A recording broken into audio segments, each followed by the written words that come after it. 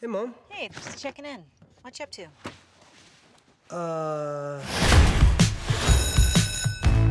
Adam Johnson. Adam? You know Adam's missing, right?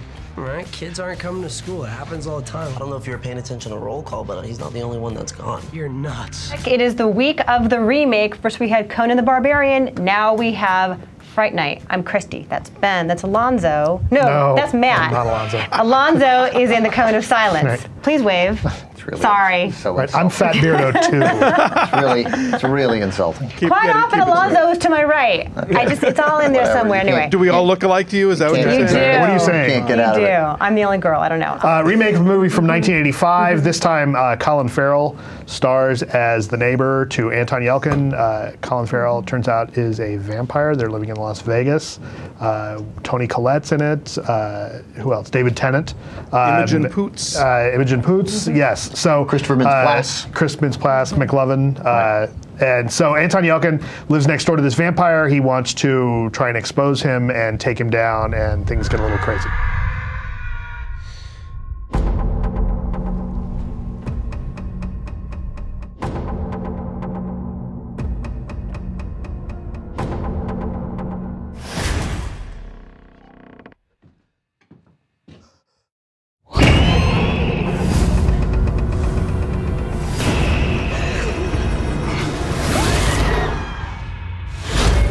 Hey, guy.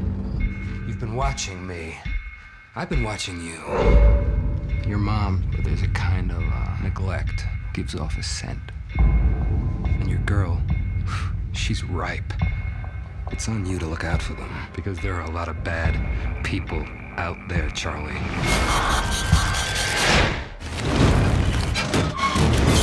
What's that?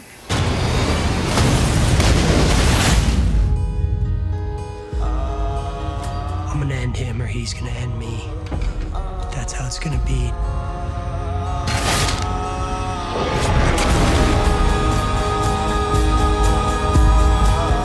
Charlie's gonna find me. I'm counting on it.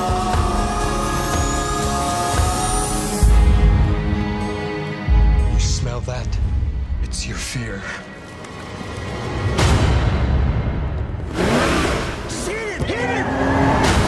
Did I kill him? Hopefully.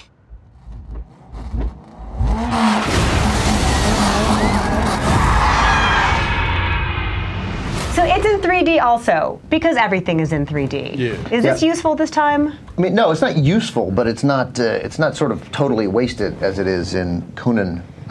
as in Conan, where I think it's in the way, sort of there. Here, I think it's a little fun. It's here. really dark, though. It's like, and a lot of it takes place at night, of Right. course, and inside because it's a vampire movie. And the fact that the glasses, maybe it's the glasses. I don't know. Right. You So have you this, need to you be have this careful theory, about. right? Well, you need Yeah, to be it careful about which depends on- 3D you're seeing. Yeah, you have Yeah. a theory about the various different kinds of 3D Christy glasses. and I saw it on the Disney lot in Expand, which is my least favorite. That's the heavy red glasses, and those. You guys totally kids. forget I was there too. Oh You my were God, I'm sitting in front sorry. of us. Yes, with Matt. Forgive me. I'm sorry. well, yeah, so we we- all saw it in Expand, which is the pits. Now, I think in Real D, which is the ones that look like sunglasses, you get off better usually. It's not so dark. It's not as uncomfortable on your face, and it makes the 3D a little sharper. That's just been my experience. No, I agree. I enjoyed the shamelessness of the 3D in this movie. Yeah, that's what I mean. There's a lot of things being thrown at the camera, which is like, if you're going to do it, do it. And that's what you should in a horror movie. This is why I love Piranha 3D so much. You should in a horror movie have a Sure. little fun with the gimmicky of the blood splattering at you and Yeah, whatnot. there's viscera, there's crucifixes and bricks and all these things being lobbed at you, and why not? I like this movie. I thought it was pretty good. Yeah? I mean, compared to liked the it. original, how do you like it? I like this a lot. Okay. I like this a lot. I thought it was fun. Now, it's not particularly scary as horror movies go. It's more of kind of, it's a little campy. It's, but I like the concept. I like the idea of the vampire hanging out in Las Vegas. That's actually a really great idea to Yeah. temporize it. The idea that's like this suburban sprawl Right. and all these abandoned and foreclosed houses, and a vampire could live there easily because no one's there. It's a transient community, Right. and everyone sleeps all day and works all night on the Right. Vegas And the scene, Strip. and the scene, I like that. and the scene where the kid Anton Yelchin, We'll go with Yelchin. is sitting in class and the teacher's taking roll and there's kids that are missing, and as days go by, more kids are missing. Like, I kind of like that. I thought that was really effective. And you mentioned the urban sprawl and the foreclosures and the overbuilding there in Vegas. One of the rules of vampiredom and it's hard for me to keep up with them because they seem to sort of change depending on the movie, was that a vampire has to be invited into your house, but if it's an abandoned house, then he can come in freely. Right. So I thought that worked out nicely. That was That fun. little housing bubble adjunct to that. movie. Right. Nice little joke at the expense of Twilight. Right, making the joke about vampires don't sparkle. I also have to say I really like David Tennant in this. He totally I thought he was stole great. this, He's yeah. basically playing Russell Brand playing Chris Angel.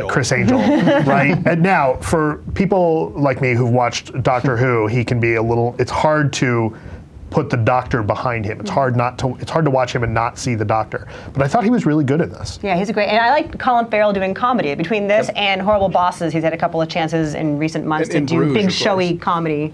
Yeah. I think the smartest move they made here was that they hired Marty Noxon to write the screenplay, and she was one of the brain trusts behind Buffy the Vampire Slayer. She kind of really knows how to write teen characters well. She knows how to write sort of horror comedy well. And so I think a lot of the stuff that they do to update the original movie, they pull it off. There's good ideas. It's well put together.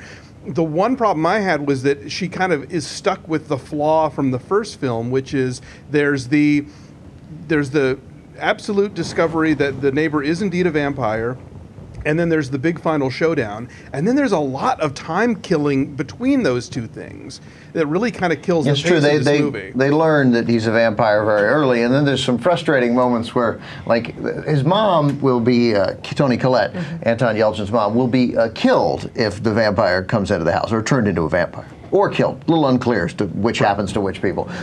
And so he's like, look, just don't let him into the house. I can't explain why. I'm like, dude, you should try a little harder because she might just be polite and then she'll die. I liked that though, because it rang a little true to me, because if you go to your parents or if you go to someone and say, oh my God, the neighbor next door is a vampire, most people are going to look at you and call the cops on you, right? And say, okay, you're the one who needs to go in the loony bin. I think he'll try to kill you. Don't let him into the house. I Why got you. would No, she no, believe look, I was him? told. But why would she believe him? Right. Like, He's a teenager with That an worked for me. imagination. I don't know, man. Yeah, If I'm leaving the house and all he's got to do is say, can I come in and get a quick drink of water? And it's going to mean my mom's going to die. Wait a minute, let me think about this. I didn't have issue with that. I just think there's a real pacing problem where, like, you're ready for them to get to the big showdown, but then there's these, like, little things that happen in between that's sort of like, okay, can we get on with the actual Yeah, I think movie, that's a fair point. It did bog down a little bit, but it was mostly fun. I don't care about the horror part because it was fun. You're right, it wasn't totally scary, but there were some moments. The but mostly it was fun. original is a horror comedy as well, so Right. that's always been inherent in this property, I guess. Should we do numbers? Yeah, Matt, let's start with you. What did I give it? 7.5? 7.5. 7.5. 7. 7.1. 7.2. Wow, look at that. We're so fun. it pulls the overall grade to a 7.2. And what's it doing in the tomato world? 74. We're right on it. We are right on it. It's totally worth seeing. I don't know anything about the business, but I feel like it might have staying power. When I came out, everybody was talking about it. Everybody had a good although time. it got killed at the box office this weekend. I know. I just feel like it might.